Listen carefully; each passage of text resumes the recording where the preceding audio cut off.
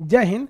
देखिए, चाइना ने गलवान घाटी में जब कोरोना फैला दिया, भारत इधर अपनी मेडिकल सुविधा को बढ़ाने में परेशान था कोरोना को लेकर। उधर वो गलवान में बड़ा नौटंकी किया, खैर वो तो मैटर सॉल्व हो गया।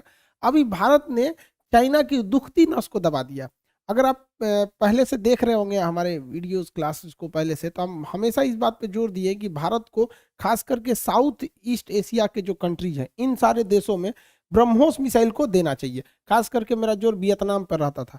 लेकिन भारत सरकार ने बात को बहुत अच्छी से इस गहराई से लिया और भारत सरकार ने पहला ब्रह्मोस का एक्सपोर्ट चालू कर दिया और वो दिया गया फिलीपीन को। फिलीपीन के साथ चीन का बड़ा पुराना विवाद है। यहाँ पर स्प्रेटले आइलैंड और पारासेल द्वीप जो दक्षिणी चीन सागर में, चाइना कहता है मेरा है, फिलीपीन कहता है मेरा है, दोनों में विवाद है। अभी फिलीपीन को भारत सरकार ने ब्रह्मोस मिसाइल को मुहैया करा दिया। ये मिसाइल अभी दुनिया में सबसे घातक क्रूज मिसाइल है। सारे चीजों को बताएंगे, अभी समझिए। 1999 में जब करगिल की लड़ाई हुई तो एक ऐसी मिसाइल की जरूरत महसूस की गई जो अपना पाथ को जरूरत के हिसाब से बैंड कर सके, क्योंकि पहाड़ी उस पार से फायरिंग आ रही थी, समझ में नहीं आ रहा था। तो इसके लिए आधारशिला रखी गई 1999 में भारत और रूस के बीच में। भारत की ब्रह्मोस नदी, ब्रह्मपुत्र नदी का ब्रह्म लिया गया और रूस की मोस्कवा नदी से मोस ले लिया गया, तो ब्रह्मोस मिसाइल बना दी गई है। 2001 में इसका पहला ट्रायल मतलब टेस्ट किया गया। 2006 से इसे पूरी तरह से भारतीय सेना में कंडक्ट कर लिया गया। उसके बाद से और आज तक इसके कई सारे सुधार हुए हैं, कई सारे वर्जन आए गए हैं और उसके और ज्यादा घातक और एडवांस बनाया गया इस मिसाइल को। इस मिसाइल की कई खासियत है, उसे हम समझ जाते हैं। इसे कई जगहों से आप फायर कर सकते हैं। ये सुपरसोनिक है। सुपरसोनिक उसे कहते हैं जो आवाज की रफ्तार से भी तेज चलता है। इसके 3.5 मेक का है। 3.5 मेक का मतलब होता है ध्वनि की चाल से 3.5 गुना। 1 मेक मतलब ध्वनि की चाल के बराबर, 2 मेक मतलब 2 गुना, 3 मेक मतलब 3 गुना। ये 3.5 मेक है, यानी लगभग 1.2 किलोमीटर पर सेकेंड। 1 सेकेंड में 1.25 किलोमीटर निकल जाता है, इतनी तेज रफ्तार का है। ये रैमजेट इंजन पे काम करता है। रैमजेट इंजन अभी समझाएंगे। ये एक ऐसा इंजन होता है ना जिसे तेज हवाओं की जरूरत होती है। ये आगे से बहुत तेज हवाओं को लेता है और पीछे छोड़ने के लिए एक पतला रास्ता रहता है, इसलिए जब हवाओं को लेने के बाद पीछे छोड़ता है तो अपने से आगे ढकला जाता है वो। ये क्रूज मिसाइल है। क्रूज मिसाइल कभी भी ज्यादा ऊंचाई पर नहीं जाती हैं। क्रूज मिसाइल हमेशा नीचे नीचे ऊंचाई पर जाते हैं। ये 4 मीटर, सोचिए 4 मीटर एक छत की ऊंचाई होती है, एक तल्ला 4 मीटर का। उतनी ऊंचाई से लेके 15 किलोमीटर तक की ऊंचाई पे जाता है। अमूमन ये 50 मीटर की ऊंचाई पर निकलता है, इसलिए दुश्मन का रडार इसे पकड़ नहीं पाता है। इसलिए इसे पेड़ वाली मिसाइल या ट्री मिसाइल कहते हैं। ये बहुत ही घातक हो जाता है। इसका रेंज 290 किलोमीटर भी है, क्योंकि जब हम लोग MTCR के सदस्य नहीं थे, तो जो देश MTCR का सदस्य नहीं रहता है उन देशों को 300 किलोमीटर से ज्यादा मारक क्षमता की मिसाइलें खरीदने और बेचने पर रोक रहता है। इसलिए दिमाग लगाते हुए हम लोगों ने इसकी शुरुआती रेंज 290 किलोमीटर रखी थी। फिर हम लोग जल्दी MTCR के सदस्य बन गए। चाइना अभी उसका है नहीं, तो हम लोग कितनी भी मारक क्षमता को बना सकते हैं। तो अभी हम लोग के पास 650 किलोमीटर मारक क्षमता का ऑलरेडी है, टेस्ट करके एकदम फुल टू रेडी सेना को हैंड ओवर किया जा चुका है। 800 किलोमीटर वाले पे वर्क चल रहा है। जो बेचने की बात चल रही है वो 290 किलोमीटर वाला है। चाइना के लिए यही बहुत है। यहाँ ये कई तरह से हमला कर सकता है। ये जमीन से हमला कर सकता है, जमीन से कहीं पे भी मारा जा सकता है। इसे इसे किसी भी शिप से मारा जा सकता है। अब शिप में भी दो तरह से होते हैं। एक वर्टिकल लॉन्च होता है। वर्टिकल लॉन्च से फायदा ये होता है कि इसे किसी भी डायरेक्शन में मोड़ सकते हैं। और वर्टिकल लॉन्च एक होता है हॉरिजेंटल लॉन्च, सीधे लॉन्च करने के बाद ये उड़ने के बाद अपना पाथ को बदल लेता है ताकि नीचे रह जाए, रडार के पकड़ में नहीं आए। इसे सुखोई जहाज द्वारा इसके एयर वर्जन को भी सक्सेसफुली टेस्ट किया जा चुका है। अब ये हवाई हमले पे भी कर सकता है। सबसे घातक इसे तब बना दिया जाता है जब इसे सबमरीन से लॉन्च कर दिया जाता है। पनडुब्बी यानी सबमरीन को साइलेंट किलर कहा जाता है। द्वितीय विश्व युद्ध में जर्मनी की सबमरीन, जिसे यू बोट्स कहा जाता था, अमेरिकी नौसेना के बेड़ में खलबली मचा दिया था। ये यू बोट्स जो होते हैं यानी सबमरीन समुद्र के अंदर रहते हैं और ये अंदर अंदर अंदर अंदर मिसाइलों को मार देते हैं। पता भी नहीं चलता है कहाँ से मिसाइल बाहर निकल गया। तो इसे समुद्र के मतलब पनडुब्बी से भी इसे मारकर परीक्षण किया जा चुका है। अब पता ही नहीं चलेगा कि कहाँ सबमरीन है, अंदर से ही अचानक मिसाइल आएगा, मार के चला जाएगा। इस मिसाइल की एक और खास बात यह है कि इसे पहाड़ी क्षेत्र में बड़ा बेहतरीन यूज किया जा सकता है। जैसे मान के चलिए दुश्मन का यहाँ पे जमावड़ा है, यहाँ पता है बहुत सारे दुश्मन है। अब मिसाइल आप कोई भी मारेंगे तो मिसाइल सीधे जाती है इस तरह से, बट दुनिया की एकमात्र ऐसी मिसाइल ब्रह्मोस मिसाइल है जो क्रूज मिसाइल है। यहाँ से मारिएगा तो यहाँ से 80 डिग्री के एंगल पे ये नीचे घूम जाएगा। अब ये लोग आराम कर रहे थे कि यहाँ कोई कैसे मारेगा। खास करके हमारा कश्मीर से जो एरिया है, चाहे वो पाकिस्तान से लगता है या चाइना से लगता है, वहां पर ये समस्या बड़ी ज्यादा देखने को मिलती है। चाइना कह रहा था ना कि मतलब हम, आप देखे होंगे चाइना ने जो वीडियो बनाया बताया था कि कैसे उन लोग को भारतीय सेना ने थूर दिया, तो उसमें भी दिखा होगा कि आपको पहाड़ी एरिया है, तो ये मिसाइल है 80 डिग्री पे घूम सकती है। यानी आप इसे कह सकते हैं ब्रह्मास्त्र, कहीं पे भी इस्तेमाल कीजिए, एक बार निकलेगा तो थूर के ही लौटेगा। भारत और चीन सीमा का जो एरिया है वहां पहाड़ी क्षेत्र है, और वो पहाड़ों का ढाल 80 डिग्री तक में है, तो उस साइड जब दुश्मन छुप जाते थे तो दिखाई नहीं पड़ता था। अब यहाँ से दुश्मन अगर दूसरी चोटी की ओर है तो वहां पे मिसाइल हमले का कोई खास असर नहीं करता था।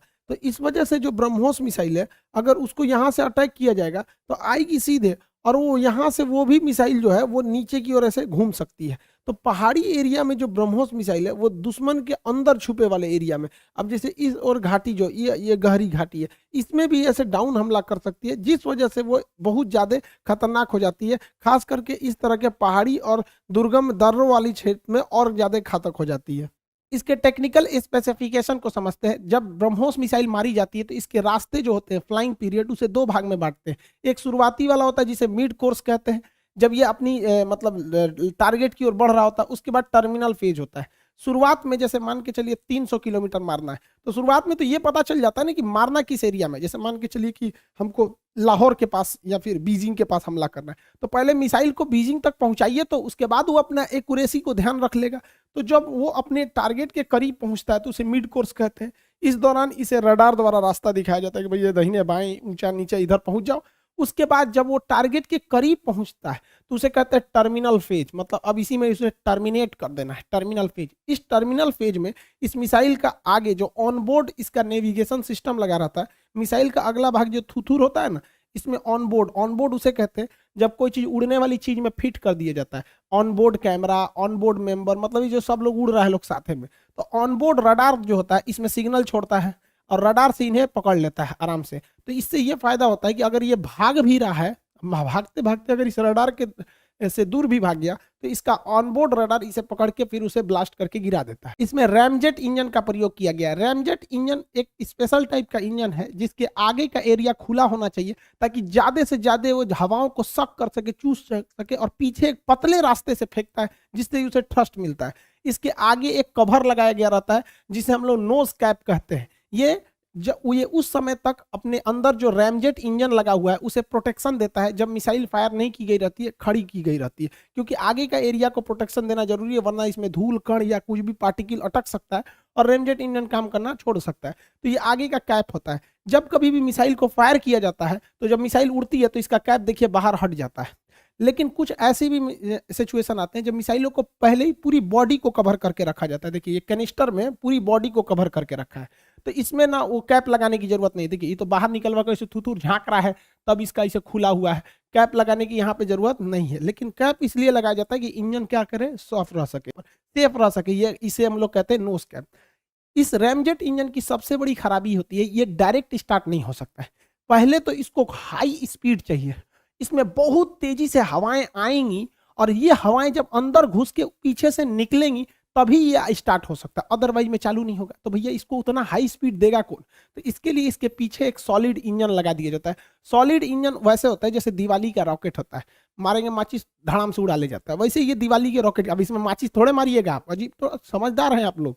तो ये यहाँ रहता है सॉलिड इंजन। ये सॉलिड इंजन इसको बहुत तेज ढकेलता है, बहुत तेज ढकेलता है, और जैसे ये धकेलेगा आगे का ये थुतुर खुल जाएगा।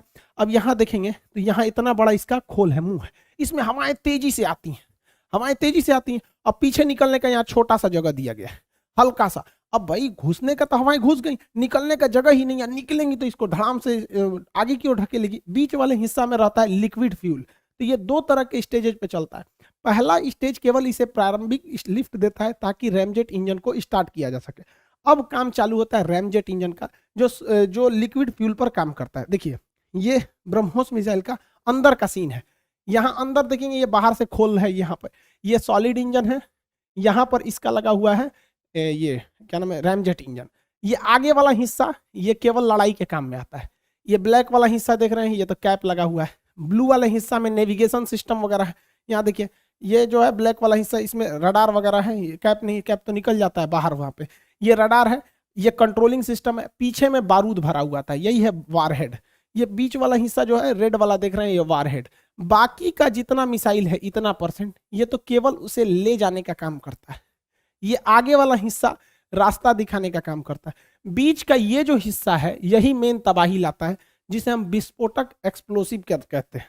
अब ये काम कैसे करेगा? तो भाई पहला स्टार्ट तो हो गया इसका फर्स्ट फेज, सॉलिड इंजन। ये ढकेलेगा, आगे का कैप हट जाएगा, हवा अंदर घुसेगी, निकलने का बहुत पतला रास्ता इसलिए ढकेलेगी। लेकिन केवल हवा के ढकेलने से ये नहीं जा सकता है। अब इसका मेन प्रिंसिपल समझिए। देखिए ये है हमारा रैमजेट इंजन।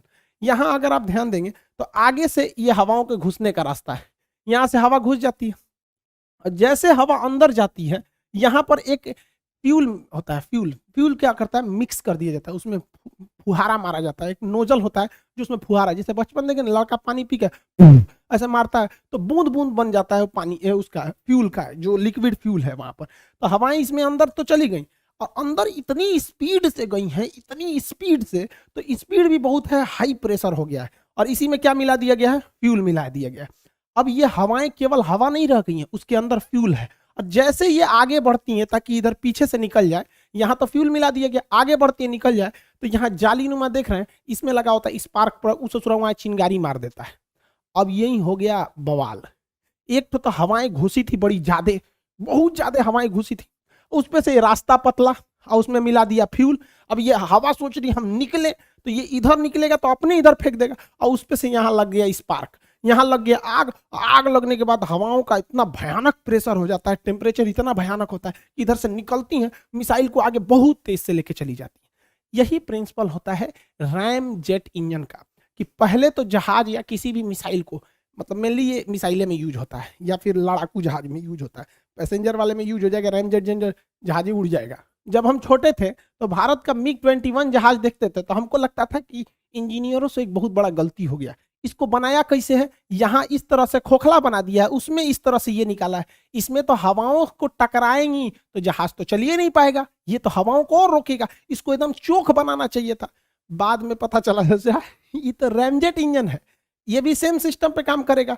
रैमजेट इंजन है, जब जहाज का प्रारंभिक इंजन इसे ढकेल के ऊपर ले जाएगा तब रैमजेट इंजन चालू होगा तो यहाँ बहुत तेजी से हवाएं इसके अंदर घुसेंगी, अंदर हवाएं जैसे घुसेंगी यहाँ पे अंदर जाएंगी यहाँ पर, तो यहाँ पे मिला दिया जाएगा इसमें फ्यूल टैंक से इसमें फ्यूल ईंधन मिला दिया जाएगा। ईंधन को स्प्रे करके मिलाया जाता है, सर पानी की तो धक धक धक नहीं फेंका जाता, स्प्रे करके मिला जाता है तो ये अच्छे से आग लग सके एक ही बार में। यहाँ स्प्रे में स्प्रे हो जाएगा, आगे जाएगा कंबसन चेंबर में, आग लग जाएगा। अब आग लगेगा तो निकलेगा धुआं पीछे और जहाज जाएगी आगे। यही होता है रैमजेट। रैमजेट की सबसे बड़ी खराबी है ससुरा को चलाने के लिए पहले एक एक्स्ट्रा इंजन चाहिए जो उतना स्पीड दे सके ताकि रैमजेट हवाओं को सक करके आग लगा के आगे बढ़ा सके।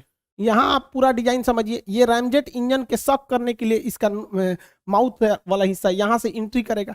ये शुरुआत का एरिया जो है ये यहाँ पर लगा होगा navigation system, control system, explosive. हवाएं जो जाती हैं वो इसके साइड से जाएंगी, हवाएं जाएंगी इसके साइड से ऐसे, और यहाँ जैसे जाएंगी हवाएं यहाँ पर उसमें फ्यूल मिला दिया जाएगा, यहाँ फ्यूल मिल जाएगा। उसके पीछे जैसे जाएंगी तो यहाँ पे रहेगा स्पार्क प्लग, यहाँ पे आग लग जाएगा और मिसाइल आगे बढ़ने लगेगी। शुरुआती से थ्रस्ट इसके पीछे का सॉलिड इंजन देता है, सॉलिड इंजन, और ये आगे बढ़ेंगे जहाँ लास्ट में टकराएगा यही वाला हिस्सा ब्लास्ट कर जाता है, एक्सप्लोजिव। रास्ते में इसका डायरेक्शन भी चेंज किया जा सकता है। जिस तरह पक्षियों के पंख होते हैं ना, इधर मुड़ना है इधर मुड़ना है, जहाज में भी होता है वो अपना डायरेक्शन चेंज करने के लिए, वैसे इन मिसाइलों में भी होता है। यहाँ देखिए ये जो इसके विंग्स हैं ये इसके डायरेक्शन को बदल सकते हैं, अर्थात अगर मान के चलिए मार दिए मूविंग एरिया में है तो ये अपने से इसके आगे रडार लगा हुआ है, ऑनबोर्ड रडार। अगर जहाज इधर उधर भागेगा या टारगेट भागेगा ना तो दौड़ा के थूर देगा इसको। लेकिन कुछ ऐसी मिसाइलें होती हैं जिनमें ये आगे रडार नहीं लगा होता है या विंग्स वगैरह उतना मतलब एक्टिव नहीं रहते हैं, तो ऐसी मिसाइलों को मार के कहा जाता है कि अब आप इसे गाइड नहीं कर सकते हैं। इसलिए ऐसी मिसाइलों को कहा जाता है मारो और भूल जाओ, मतलब दागो और भूल जाओ। उसको मतलब बोलते हैं फायर एंड फॉरगेट, इस टाइप का मिसाइल, दागो और भूल जाओ मिसाइल। जैसे नाग मिसाइल चेंज नहीं कर सकते उसका रास्ता, तो मार के भूल जाइए, लगा कि नहीं लगा इस मतलब नहीं होता है। तो ये आप इसका बेसिक कॉन्सेप्ट समझे। भारत अब ब्रह्मोस मिसाइल के टेक्नोलॉजी को और बढ़ाना चाहता है। इसमें भारत ना एक ब्रह्मोस मिसाइल का next generation BrahMos NG develop कर रहा है। ये साइज में बड़ा छोटा होगा और हल्का होगा और थोड़ा सा रेंज कम होगा, लेकिन मेन लड़ाई में यही काम आएगा। और एपीजे अब्दुल कलाम ने भी कहा था कि बड़ी मिसाइलें 100 पीस बन के रह सकती हैं। तो भाई साहब जो मिसाइल मैन ऑफ इंडिया कह रहे हैं कि 100 पीस बन के रह सकती है, हम आपसे क्वेश्चन पूछते हैं मिसाइल वुमेन ऑफ इंडिया किसे कहते हैं, कमेंट करके बताइएगा। तो ब्रह्मोस एनजी जो है ये छोटा होगा नेक्स्ट जनरेशन का, सबसे घातक होगा ब्रह्मोस 2। ब्रह्मोस 2 को हाइपरसोनिक बनाया जाएगा।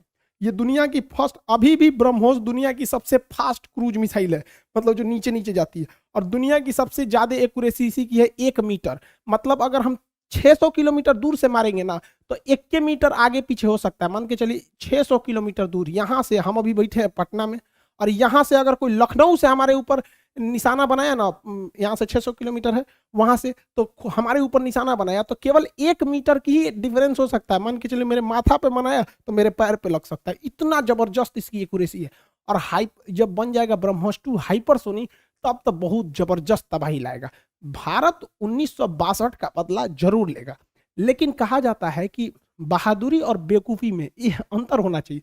तो हम लोग धीरे धीरे अपने हथियारों का जखीरा बढ़ा ले, 1962 का बदला तो साला लेके रहेंगे हम लोग। तो ये डेवलप हो रहा है और धीरे धीरे ब्रह्मोस को और एडवांस किया जा रहा है। आने वाला जो ब्रह्मोस है वो बहुत हल्का हो रहा है और रेंज भी बढ़ रहा है। जबकि 2006 या 10 का ब्रह्मोस देखेंगे तो बड़ा भी था साइज में और रेंज भी कम था। तो भारत सोच रहा है कि उस सब मिसाइलवा को एक्सपोर्ट कर दिया जाए, वियतनाम को, इधर जापान, कोरिया, इस सब को दे दिया जाए, ले ले तुम लोग यहाँ पे रहो, ईएमआई पे ले जाओ, ले ही जाओ, सोच रहा पुरान हो गया वैसे भी। और भारत जो अभी बना रहा है वो हल्का भी है, छोटा भी है और घातक और दूर तक भी मार रहा है। तो ये बहुत बेहतरीन डीआरडीओ के वैज्ञानिकों ने काम किया, ऐसे वैज्ञानिकों को नमन। चाइना का एक और सरदर्द हो गया कि हिंद महासागर में एक छोटा सा द्वीप है मॉरिशस।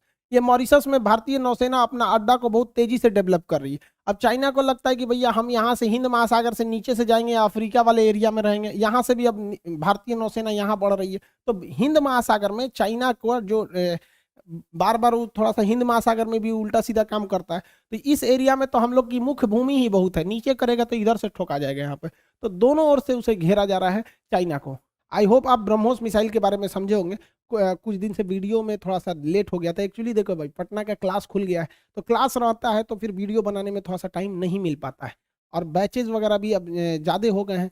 अब सॉरी आप लोग को कि जो हिस्ट्री का बैच आया या बायोलॉजी का बैच आया भर भी गया, हम यूट्यूब पे आके अनाउंस भी नहीं कर पाए। एक्चुअली जो लड़के पहले से एप्लीकेशन पे थे उन्हीं से बैच भर गया, इसलिए थोड़ा सा सॉरी आप लोग के लिए। हाँ, और अभी ना मंगलवार से 16 तारीख को मानचित्र का नया बैच है शाम 6 बजे, आप उसमें इनरोल कर सकते हैं, और जब तक सर्वर में जगह रहेगा तब तक उसका भी एडमिशन चालू रहेगा। और missile women of India Tessy Thomas को बोला जाता है, और के सिवान जो है वो रॉकेट मैन है, वो क्योंकि वो तो इसरो के हैं, वो रॉकेट मिसाइल से तो उनका रिलेशन, मतलब वो मिसाइल और रॉकेट में थोड़ा सा का डिफरेंस होता है, फिर कभी इसकी चर्चा करेंगे। आई होप आप इसे समझे होंगे। मिलेंगे नेक्स्ट क्लास में। जय हिंद।